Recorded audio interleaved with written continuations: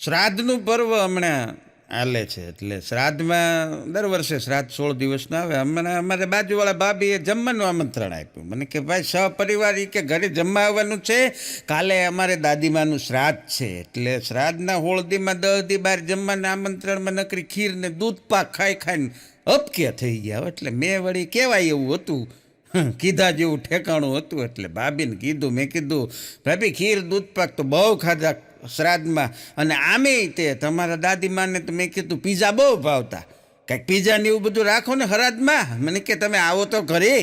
મેં કીધું કાંઈ વાંધો નહીં. બીજે દી અમે બધાય પહોંચી ગયા જમવા.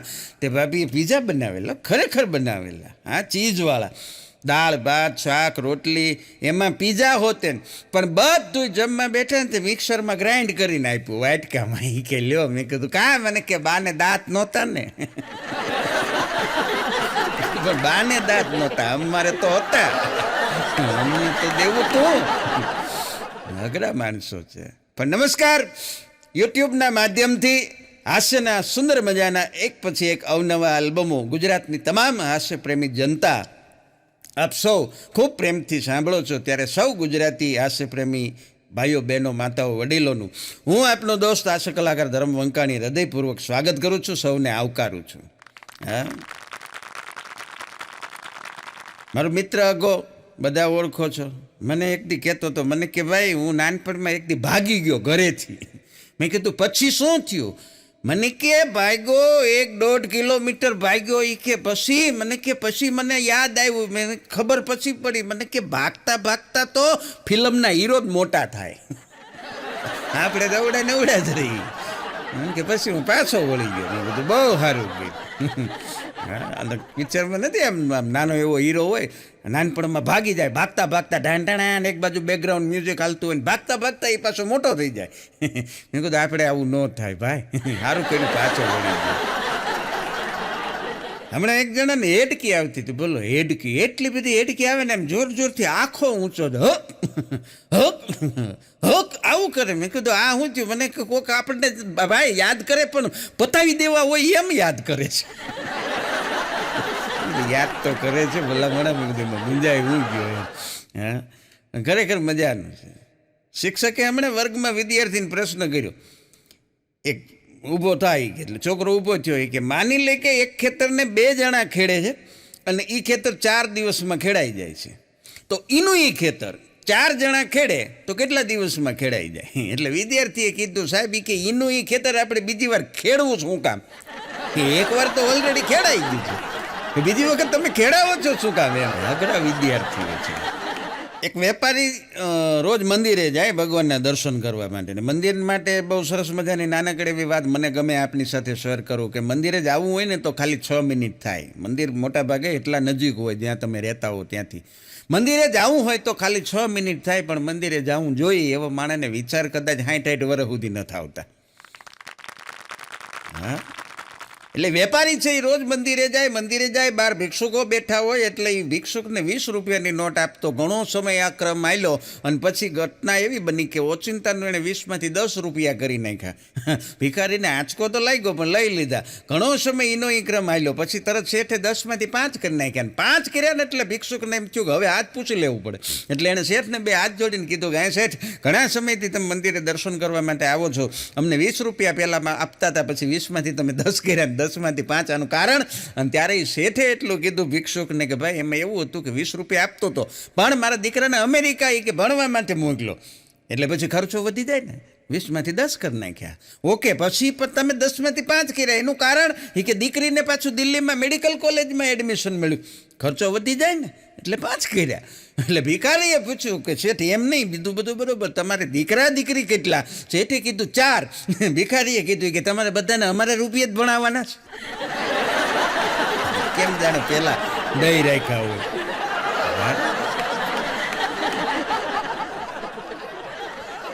ભડાકો મને કહેતો હતો, મને કે ભાઈ કે આપણને હું ભાવે હું ન ભાવે એ આપણી પહેલાં મને કે આપણા બૈરા નક્કી કરી નાખે. બોલો, મેં કીધું કાં થયો હું? મને કે હું બરોબર દુકાનેથી ઘરે આવ્યો અને હજી તો ઘરમાં જાવ એ પેલા બાજુવાળા ભાભી આવ્યા ગાજરનો હલવો લઈને. કે લ્યો ગાજરનો હલવો તમને બહુ ભાવે ને? ત્યાં તો હું કાંઈ હા ના કહું એ પહેલાં મારી ઘરવાળીએ કહી દીધું, ના ના ના ના રેવા દો, અમારે એમને ગળ્યું બહુ ન ભાવે.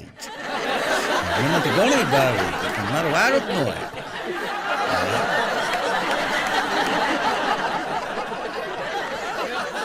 એક બેન હમણાં એને પતિને ખીજાતા હતા. હા, એને પતિએ મૂળ ફોટો પાડવાને અમુક તો ફરવા જાય ને તો આપણને ખબર જ ન પડે. ઓલા ભાઈને તો જાણે ફોટોગ્રાફર તરીકે જ હારે લઈ ગયા હોય, એટલા બધા અમુકને શોખ હોય ફોટા પડાવવાને. એટલે બેન ફોટો પડાવ્યો, એના પતિએ સરસ મજાનો ફોટો પાડી દીધો બિચારાને જેવો આવડ્યો એવો. અને પછી એ બેને ફોટો જોઈને કીધું, એના પતિને ખીજાવા માંડ્યા કે આવો ફોટો હોય હાવ. એ કે આવો હાવ ફોટો હોય, જોવો તો ખરી કેવો ફોટો પાડ્યો. ઓલો કે પણ એમાં વાંધો શું છે? એ કે વાંધો છે વાહે કૂતરી ઊભી છે ફોટાની અંદર. એ કે કହୁર્યો, એ કે તમને એ દેખાણું નહીં. મારે આને ઇન્સ્ટાગ્રામમાં મૂકવાનો હતો, મારે આને ફેસબુકમાં મૂકવાનો હતો, હવે મારે શું કરવું? ઓલા પતિએ સલાહ દીધી કે એક કામ કરી નાખી, એટલે લખી નાખજે આગળવાળી હું છું. મુદ્દો તો એટલો જ છે ને. હમણાં એક છોકરો રસોડામાં જઈને એની મમ્મીને પૂછતો હતો કે મમ્મી જમવામાં બપોરે શું બનાવ્યું છે? શાક શેનું છે? એની મમ્મી કે દૂધીનું. ત્યાં તો છોકરાનો મગજ વયો ગયો, મીંડો પગ પછાડવા. એ કે રોજ રોજ દૂધીના શાક, દૂધી મને નથી ભાવતી, તને ખબર છે ને હું દૂધીનું શાક નથી ખાવાનો, હું જાઉં છું બહાર હોટલમાં જમી લઈશ. એમ કરીને બરોબર બહાર નીકળ્યો ને ત્યાં એના પપ્પા સાંભળી ગયા. એટલે પપ્પાએ અંદર હાથ પાડ્યો હોલમાંથી, ગઈ શું કીધું? અને પપ્પાએ શું કીધું એટલું કીધું ને ત્યાં છોકરાનો આખો પ્રોગ્રામ ફરી ગયો. કાંઈ નહીં પપ્પા, કાંઈ નહીં, હું તો કાલે અમતો કહેતો હતો, ખોટું ખોટું કહેતો હતો. દૂધીનું શાક તો મને બહુ ભાવે, દૂધી તો બહુ સારી, દૂધી ખાવી તો બુદ્ધિ આવે, દૂધી તો સ્વાસ્થ્ય માટે બહુ સારી. એને પપ્પા કે સાનો મનો બેસ, જ્ઞાન બધું તારું તારી પાસે રાખ. સંપલ પહેરવાની વાત કરતો તો મારાય લેતો હોય, આપણે બેસી જાય. મારે હોટલમાં આવવું. હા, ખરેખર હું પ્રોગ્રામ હોય એ આપીને બોલો. એક જણો કહેતો હતો એ કે જિંદગી ના મિલેગી દોબારા. એ કે જિંદગી ના મિલેગી દોબારા, એ કે આપણે જોતી નથી, એક જ જિંદગીમાં ગાભા કાઢી નાખે એવું જીવવું છે. હા, જીવી જ લેવું છે એવું. ખરેખર અમુક માણસો જીવતા હોય, જિંદાદિલ હોય, એવા અંદરથી એટલા બધા આનંદિત હોય, ખુશ હોય. કારણ કે સુખ અને ખુશી આ બે શબ્દમાં બહુ લાંબો ફરક નથી. અંદરથી જે માણસ ખુશ છે ને એને દુનિયાની કોઈ પણ કમી હોય ને એને ક્યારેય એને કમી મહેસૂસ નથી થવા દેતી. કારણ કે અંતર એનું ભરેલું છે, અંદર જ બધું ખાલી હોય. તો બહારની ભૌતિક સુખ સગવડો તમને કોઈ જ સુખી ન કરી શકે. એટલે મને ગુજરાતી સાહિત્યના મૂર્ધન્ય કવિ સાંઈ મકરંદ દવેની કવિતા યાદ આવે. બહુ સરસ મજાની બે પંક્તિ છે. સાહેબ, થોડાક નથી સિક્કા પાસે, થોડીક નથી ખોટ. થોડાક નથી સિક્કા પાસે અને થોડીક નથી નોટ, એમાં તે શું બગડી ગયો, એમાં તે શી મોટી ખોટ. માણસને મૂળ વાત તો એ જ છે ને પૈસાની. થોડાક નથી સિક્કા પાસે અને થોડીક નથી નોટ, એમાં તે શું બગડી ગયું, એમાં તે શી મોટી ખોટ. અને કોણે કીધું ગરીબ છીએ, કોણે કીધું રાંક, કોણે કીધું ગરીબ છીએ, કોણે કીધું રાંક. કાં ભૂલી જા મનરે ભોળા આપણા જુદા આંક. અને ઉપરવાળી બેંક બેઠી છે આપણી માલમ માલ, ઉપરવાળી બેંક બેઠી છે આપણી માલમ માલ. આજનું ખાણું આજ આપે ને કાલની વાતું કાલ. આ અંદરથી આવે તો આ બધું રાજી, બાકી ઢગલા કરી દો ને. પણ અમેરિકાની અંદર એક 98 વર્ષના માજી, માર્ગારેટ માજીનું નામ, અને 98 વર્ષના માજીને પત્રકારે પૂછ્યું કે માજી તમારું આટલું બધું લાંબુ તમારું આયુષ્ય અને આટલું બધું તંદુરસ્તીવાળું તમારું જીવન, તો એનું રહસ્ય શું છે? એટલે માજીએ કીધું કે જો ભાઈ મને છે ને ક્યારેક પેટમાં ગરબડ હોય ને તો હું બિયર પીવું, બરોબર છે. પછી જો કદાચ મને માથું દુખે તો હું વિસ્કી લઈ લઉં, એ બરોબર છે. કદાચ મને તાવ આવે તો હું વાઇન લઈ લઉં, બરોબર છે. અને બહુ જો કદાચ ઠંડી લાગે તો બ્રાન્ડી હું લઈ લઉં, પી લઉં, ઓકે. અને પછી પત્રકારે પૂછ્યું કે તો તમે આમ પાણી ક્યારે પીવો? અને ત્યારે એ માજીએ કીધું ના, એટલી બધી માંદી તો હું ક્યારેય પડી જ નથી. એવો કોઈ દી સમય જ નથી આવ્યો. પણ દુનિયાનો કોઈ પણ પતિ એની પત્નીને ખુશ રાખી શકે, ચૂપ ન રાખી શકે. આને જો મજા આવે વન લાઈન. એક ભાઈ ઘરે આવ્યો ઓફિસેથી ને ફળિયામાંથી એની પત્નીને અવાજ કર્યો કે ક્યાં ગઈ સાંભળે છો? ઓલી કે ના ના એ કે હું ખાલી બોલું જ છું. હા બોલવાની સરખી જ નથી, ખાલી બોલવાનું જ આવે. ખરેખર મજા છે, અમુક શબ્દોની મજા છે. જો આમ આમ કોઈક આપણને નડતું હોય તો એને આમ એક્સક્યુઝ મી કહેવા કરતાં આમ ધક્કો મારીને આ ગોજાને કહેવામાં જે મજા આવે ને એક્સક્યુઝ મીમાં ન આવે. નથી આમ કૂતરું આવ્યું હોય કૂતરું તો પછી એને ચાલ હટી જા, નાસી જા, હટી જા એવું કહેવા કરતાં આમ હડ કહીને પછી અંદરથી જે શેવડો પડે ને એ આપણા શબ્દોની મજા છે. બાકી બધું વિદેશથી બધું ભેગું કરી નાખ્યું છે ને અમુક શબ્દો. હા એટલે અઘરું કરી નાખ્યું છે. તમે જુઓ બર્ગર શું છે? બર્ગર શું છે? બર્ગર ખાવશો તમે, એ શું છે? બર્ગર એટલે મૂળ ઉચ્ચ અભ્યાસ માટે વિદેશમાં ગયેલા વડાપાઉં.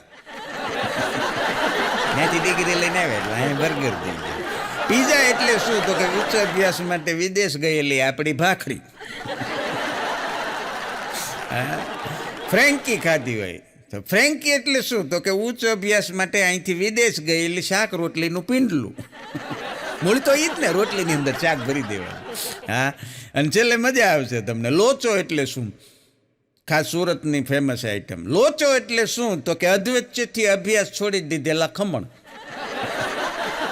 પૂરેપૂરો પરિપક્વ ન થયો પણ ગરમી વર્ષો વર્ષ વધતી જાય છે. દર વર્ષે છાપવામાં આવે કે ગયા વર્ષ કરતાં આ વર્ષે ગરમીમાં એટલા ટકા પ્રમાણમાં વધારો થયો અને થવાનો છે. આ એક વૈશ્વિક તાપમાન ગ્લોબલ વોર્મિંગની સમસ્યા છે, આખા વિશ્વમાં છે. એટલે અમદાવાદ તો પાછું ગુજરાતની અંદર સૌથી વધારે હીટ ગરમ સિટી. એટલે એક જણાએ ઓફિસેથી નીકળતી વખતે એની પત્નીને મેસેજ કર્યો કે હું ઓફિસેથી નીકળી ગયો છું, થોડી વારમાં ઘરે પહોંચવાનો છું, મારા માટે નાહવા માટે તું પાણી ફ્રીઝરમાં મૂકી દેજે. એક સમય હોય કે નાવાનું પાણી ગીઝરમાં મૂકવાનું હોય, બોલો ગીઝરમાંથી ફ્રીઝરમાં આવી ગયા, એવી ગરમી. વિચાર તો કરો. રેલવે સ્ટેશન ઉપર હમણાં એનાઉન્સમેન્ટ થતું હતું, ચોમાસામાં વરસાદે એવા પડે કે આગળ ભારી વર્ષાને કારણે ટ્રેન 1 કલાક લેટ આવશે. એટલે અગો રેલવે સ્ટેશનની ઇન્કવાયરી ઓફિસે જઈને કીધું કે ભારી વર્ષાને હેઠી ઉતારી દો, બાકી ટ્રેન ટાઈમસર લાવો. એક જણા હતું કે આટલા બધાને હેરાન કરવું છે.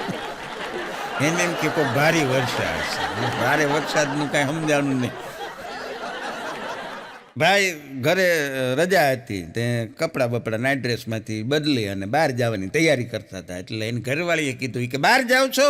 કે હા. કે ઉભા રહ્યો 20ની નોટ આપી. કે આમાંથી તમે 20 રૂપિયા ટમેટા લેતા આવજો ને. બોલો કે કાંઈ વાંધો નહીં.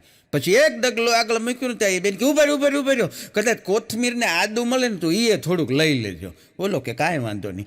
એક ડગલો આગળ ગયો ને તકે ઉભા 1 મિનિટ મને યાદ આવ્યું 2 કિલો બટેટા લેતા આવજો ને. પછી હું મારે ધક્કો નહીં. બોલો કે કાંઈ વાંધો નહીં. વળી એક ડગલો આગળ મૂક્યું તો અરે સાંભળો ઉભા રહ્યો કોબી ફ્લાવર એવું કાંઈક હોય ને તો એ 1-2 સબ્જી લેતા આવજો, એટલે 2 દી તમારા ટિફિનમાં હાલે. બોલો કે હજી કાંઈ લાવવું છે? 20 રૂપિયામાં. એટલે કે ના એવું કાંઈ નથી. કે આ તો તમને યાદ આવે ને રીંગણ ને એવું કાંઈ હોય મેથી તો એ લેતો આવજો. બોલો કે 2-3 વીઘા જમીન મળશે, લેતો આવું. આખું ખેતર લેતો આવું. 20 રૂપિયા આપ્યા, એમાં તેણે 20 આઈટમ મગાવી. ખરેખર બેનો અઘરા. પતિ પત્નીને ઝઘડો થયો હમણાં. એટલે બેન થોડુંક વધારે હાલી ગયા, એમ બોલી ગયા, ઓવર બોલી ગયા. એટલે ઓલા ભાઈથી પછી રહેવાનું નહીં, મેલ ઈગો આવે ને, હા પુરુષનો અહમ ગવાણો. એટલે એણે કીધું કે તું બહુ વધારે બોલી ગઈ છો અને તારે તારા શબ્દો પાછા લેવા પડશે. બોલ તું તારા શબ્દો પાછા લે છો? હું તને 5 મિનિટ આપું છું, તારા શબ્દો પાછા ખેંચી લે. ઓલા બેન કે નહીં ખેંચો. એ કે તો તારે કેટલો સમય જોઈ? 5 મિનિટ નહીં તો 15 મિનિટ આપું.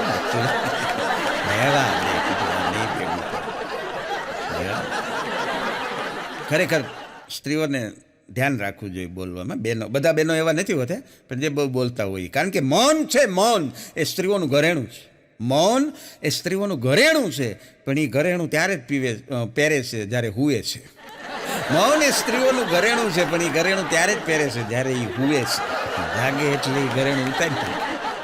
એક બેન કહેતા હતા કે બેન બધા દોરા ધાગા માનતા બધું કરી જોયું પણ હૃદયમાં સાચી શાંતિ તો એ કે એક ઝઘડો કરી લઈને પતિ પત્ની પછી જ મળે છે.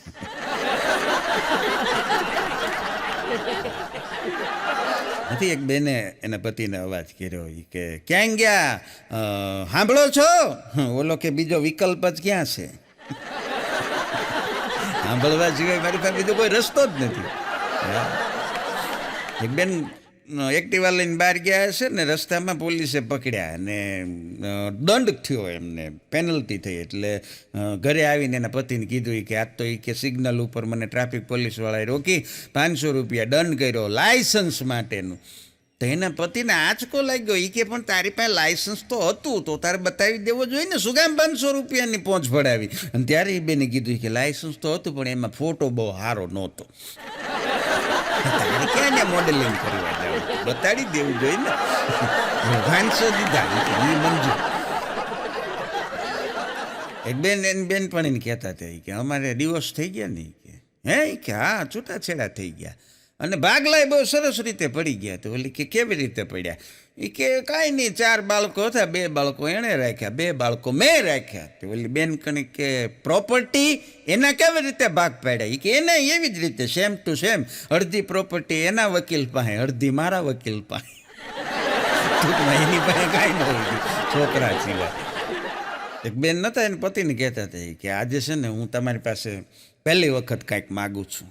એનો પતિ કે પણ હજી તો કાલ હાડી અપાવી કે આજની વાત કરું આજના દિવસની વાત કરું છું પ્રેઝન્ટ ડે.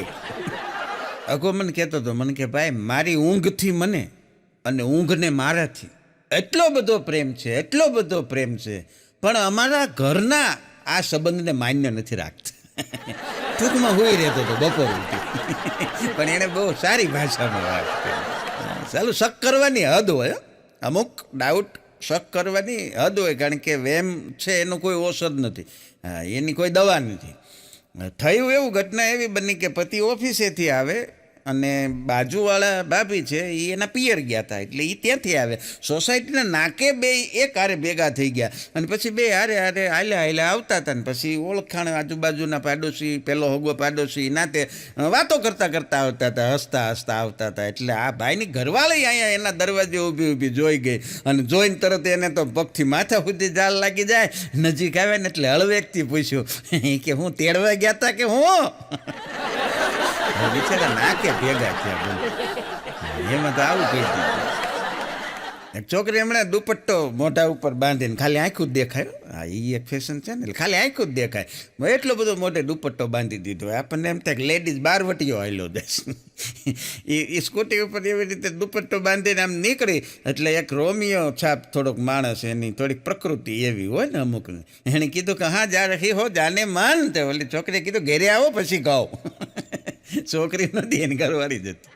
હા એ કે પછી કહું કારણ કે એ તો ઓળખે ને એની આંખો અંદર હતી.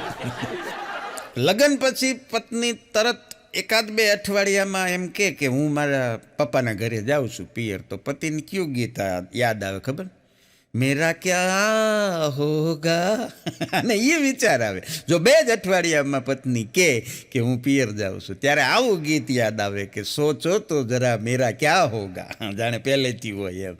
અને આની આ ઘટના કે લગ્ન પછી જો 7-8 10 વર્ષ 15 વર્ષ પછી એમ કે હું મારા પપ્પાના ઘરે જાઉં છું અને ત્યારે પતિને કયું ગીત યાદ આવે ખબર એહસાન તેરા હોગા મુझ પર.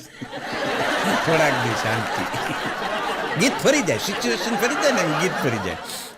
નથી પત્નીએ એના પતિને કીધું એ કે 16 વર્ષ થયા આપણા લગ્ન અને 16 વર્ષ પહેલાં તમે મને પ્રપોઝ કર્યું હતું ત્યારે તમે કયું ગીત ગાયું હતું તમને યાદ છે? બોલો કે યાદ જ હોય ને ગાંડી ભૂલાય થોડું કયું? અને પતિએ ગાઈને સંભળાયું હમેं तुमसे प्यार कितना ये हम नहीं जानते मगर जी नहीं सकते तुम्हारे बिना. ગોઠણિયા ભેર થયો. હા ને એની પત્નીએ પૂછ્યું કે અત્યારે હવે લગ્નના 16 વર્ષ પછી તમારે મને પ્રપોઝ કરવું હોય તો તમે કયું ગીત ગાઓ? હા ને પતિએ શરૂ કર્યું આંખું બંધ કરીને इतनी शक्ति हमें देना दाता મન કા કારણ કે હવે તો ખરેખર ઈ જરૂર છે. પણ પતિ ઘરની બહાર નીકળ્યો એટલે પત્નીએ કીધું કે ક્યાં જાઓ છો? તો બોલો કે આપઘાત કરવા. હા એ કે આપઘાત કરવા, સુસાઇડ કરવા. એની પત્ની કા થેલી લેતા જાઓ, વળતા જો વિચાર બદલે તો 2 કિલો બટેટા લેતા આવજો. ગળાઈને બદલી નથી. એક જણાએ આપઘાત કરવા હાટું આમ દોડું બાંધ્યું ખરું, પણ ગળામ ન પહેર્યું. એ હિંમત ન હાલી, કારણ કે એ તો અઘરું છે ને, જીવ દઈ દેવો એ કાંઈ જેવી તેવી ઘટના છે ભલા મને. હા એટલે પછી બાંધ્યું ખરું બે હું, કારણ પછી ગળામ નાખવાને બદલે એ કઈડે ભરાયું, મેળ્યો હિંચકા ખાવા. ઓલો પ્રોગ્રામ બંધ રાખ્યો. ઓલો હા એક સૌરાષ્ટ્રમાંથી ગામના દાદા અમેરિકા ગયા, છોકરાઓ ત્યાં રહેતા હશે, એટલે બહુ મોટા ડિપાર્ટમેન્ટલ સ્ટોરની અંદર જઈને દાદાએ કીધું એ કે બિસ્કુટ છે બિસ્કુટ. તો ઓલો ગૂગલમાં સર્ચ કરે બિસ્કુટ, ક્યાંય જેરી નથી. પત્નીએ કીધું એને પતિને કે તમે ખાલી એક કલ્પના કરો, એ કે ઇમેજિન કરો. શું? એ કે તમને 1 કરોડની લોટરી લાગે એવો તમને ફોન આવે અને તમારા એકાઉન્ટમાં પૈસા પડે, અને સેમ ડે બપોર પછી મારું કોક કિડનેપ કરી જાય, મારું કોક અપહરણ કરી જાય, અને એમ કે મને છોડાવવા માટે 1 કરોડ રૂપિયા તમે આપો તો તમારી પત્નીને પાછી આપશું. તો તમે એ 1 કરોડ રૂપિયા મારી હાટું વાપરી નાખો કે ન વાપરો? પતિએ ખાલી હળવેકથી કીધું કે ગાંડી 1 દિવસમાં 2 લોટરી ન લાગે. એ ખુદી બરોબર છે. પણ એક બેન એના પતિને કહેતા હતા કે આમ જો કે સાંભળો કે હવે આપણી દીકરી છે ને જુવાન થઈ છે, અને હવે એના માટે છે ને આપણે તપાસ કરવી જોઈએ આજુબાજુમાં, સમાજમાં, જ્ઞાતિમાં કોઈ સારો લાયક મૂર્તિઓ, કોઈ યુવક છોકરો દેખાય તો આપણે લગ્ન માટે હવે તૈયારી કરવી જોઈએ. એનો પતિ કે વાત તારી સાચી છે, તને જો આ વિચાર આવ્યો ને એ પહેલાં મને આ વિચાર આવ્યો હતો, અને મારી તપાસે ચાલુ છે. ભલે આપણે કોઈને કહીએ ન કહીએ, પણ આપણી નજરમાં હોય જ તે બધું, પણ થાય છે એવું સાલું કોઈ એવો લાયક મૂર્તિઓ દેખાતો જ નથી. જે છોકરા જોઈ બધા હારા હાવ ગધેડા જેવા દેખાય છે. આવું કીધું ને બેને હળવેકથી કીધું કે એ તમારા વિચાર છે, બાકી જો મારા બાપુજીએ આવું વિચાર્યું હોત ને તો હું હજી ઘરે બેઠી હોત. બહુ અઘરો અર્થ છે. બધા ગધેડા જેવા જ હોય છે ટૂંકમાં. એ નહીં કહી દીધું કે તો મારા બાપુજી આવું વિચારતા હોય તો મારા લગ્ન નહીં ન થયા. બેનો ખરેખર ઘંટીએ દળાવવા જાય ને અનાજ, એટલે ડબ્બા બધાના અલગ અલગ સાઇઝના અલગ અલગ પ્રકારના હોય, પણ એ મૂકીને વયું જવાનું હોય, કારણ કે ત્યાં ઊભું ન રહેવાનું. પછી ઘંટીવાળા એને યાદ રાખવાનું હોય, અને એ તો જોકે મોઢું જોઈને યાદ રાખી લે. ઘંટીવાળા પાસે આ એક અલગ પ્રકારની સર્કિટ હોય છે, પણ છતાં એ યાદી રહે ને એટલે કંઈક ડબ્બા ઉપર નિશાન કરી રાખે કોનું કેવું દળવાનું છે. એ પ્રમાણે એ પાછો ડબ્બા ઉપર જુદા જુદા નામ લખી રાખે બાજુમાં. હા, દાખલા તરીકે રમેશભાઈ ઝીણો એટલે ઝીણો લોટ દળવાનો, રમેશભાઈ ઝીણો, સુરેશભાઈ જાડો, ગીતાબેન ફાડિયા, મનોજભાઈ ઢોકળા, આવું લખી રાખે. મીના લાપસી, કલ્યાણી કરકરી, એટલે એ પ્રમાણે દળવાનું એમ, તો એમ યાદ રહે. હા, બહુ સરસ મજાનું ઓબ્ઝર્વેશન છે. જો ઓલિમ્પિકની રમતનું હમણાં પૂરું થયું, અને એ ઓલિમ્પિકની રમતની અંદર જેટલા મેડલો જીતે છે એમાં વધારે સંખ્યામાં મેડલો જીતવાવાળી સંખ્યા ગર્લ્સની છે, છોકરીઓની છે. પણ મજાનું એ છે કે એ તમામ ગર્લ્સના કોચ એ પાછા પુરુષ. મહિલાઓ વધારે મેડલો લઈ આવે છે, gold medal, silver medal, bronze medal, પણ એના કોચ બધાના એ જેન્ટ્સ છે. એટલે ટૂંકમાં બહેનોને પ્રાર્થના એ કે જો પુરુષનું માનો તો મેડલો મળે. હા, હાસ્ય માટેની વાત છે. અને વડીલોને વિનંતી કરવી જોઈએ, ખરેખર આશીર્વાદ આપવામાં ધ્યાન રાખો, કારણ કે એ ઘણી વખત આપણે પગે લાગીએ તો આશીર્વાદ આપે, સદા આનંદમાં રહો, સદા ખુશ રહો. આવા આશીર્વાદ દે છે ને એમાં જ ઘણા વાંઢા રહી જાય છે. આનંદમાં તો જ રહે ને.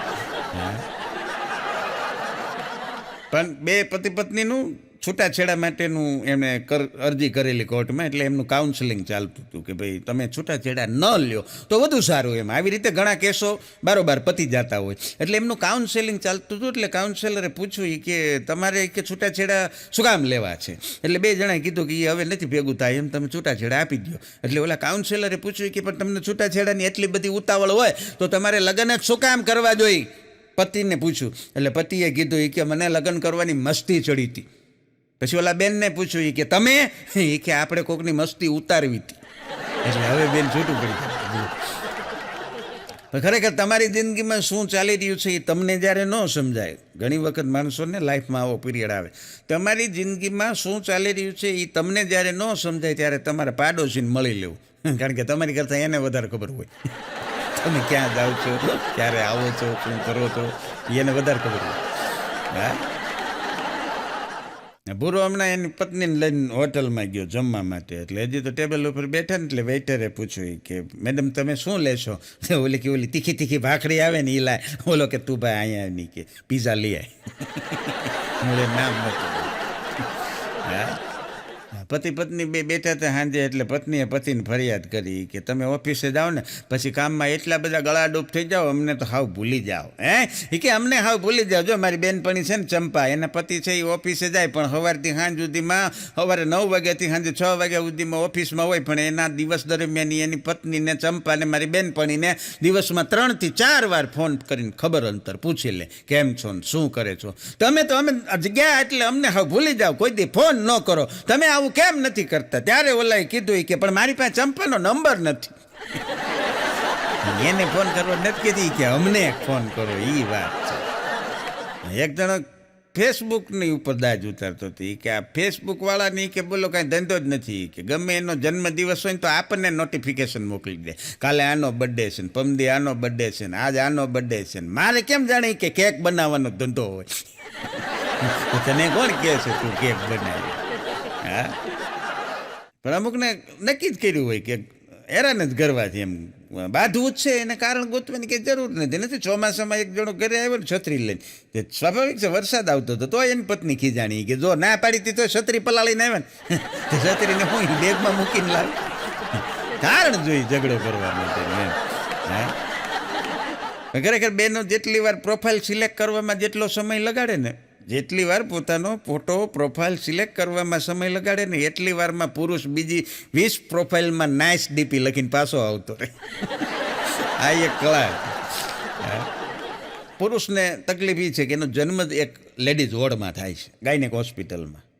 હા, એ જન્મ થાય એ થાય બસ, પછીથી એને આખી જિંદગી ક્યારેય કોઈ લેડીઝ ડબ્બાની અંદર, કોઈ લેડીઝ કોચની અંદર, કોઈ લેડીઝ ટોયલેટની અંદર, કોઈ લેડીઝ હોસ્ટેલની અંદર ક્યાંય જવા ન મળે. બોલો, એક જ વખત પહેલી ને છેલ્લી વાર જિંદગીમાં.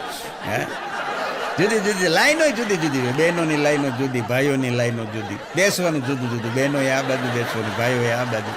ખાલી જન્મ જ એકવાર ત્યાં થાય. એક ભાઈ હમણાં ગ્રુપમાં પોસ્ટ મૂકી, વોટ્સઅપના ગ્રુપમાં, એ કે હું પરણી ગયો. હેઠે કોઈ કોમેન્ટ લખી કે વ્યક્તિગત સમસ્યાના રોદણા અહીંયા નહીં રોવાના, આ તમારો પર્સનલ પ્રોબ્લેમ છે.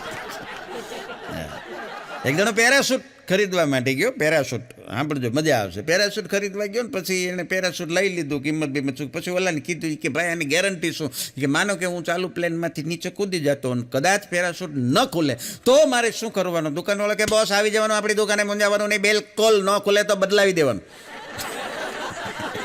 તમે ક્યાં રજાણ્યા છો? એટલે પણ ન ખુલે તો અહીંયા આવવા જેવો જ ન રહે. હા, જાય તો ગાજતો. પણ ઊંધું પડેલું ચપ્પલ જ્યાં સુધી સીધું ન કરે, ઊંધું પડેલું ચપ્પલ જ્યાં સુધી સીધું ન કરે ત્યાં સુધી ગુજરાતી છે ને એ ચેનથી ન બેસે. કોકને કે ઓલું ચંપલ સીધું કરી નાખતો, કાં પોતે જઈને ચંપલ સીધું કરી આવે. પણ આ ગુજરાતી માણસની પ્રકૃતિ છે. અને એટલે ઓચિંતું કોઈ મને રસ્તે મળી જાય અને પૂછે કે કેમ છે, ઓચિંતું કોઈ મને રસ્તે મળી જાય અને ધીરેકથી પૂછે તો કેમ છે, તો આપણે તો કહીએ કે દરિયાસી મોજ અને ઉપરથી કુદરતની રેમ છે. આપણે તો કહીએ કે દરિયાસી મોજ અને ઉપરથી કુદરતની રેમ છે. ગુજરાતની તમામ હાસ્યપ્રેમી જનતા આવા સરસ મજાના હાસ્યના આલ્બમોને ખૂબ પ્રેમથી આપ સૌ માણો છો, સાંભળો છો અને આનંદ કરો છો. ત્યારે સમગ્ર ગુજરાતી હાસ્યપ્રેમી જનતાને આપનો દોસ્ત ધરમ વંકાણી ફરી વંદન કરું છું. આપ સૌનો ખૂબ ખૂબ આભાર. જય હિન્દ, જય ભારત, વંદે માતરમ, જય જય ગરવી ગુજરાત.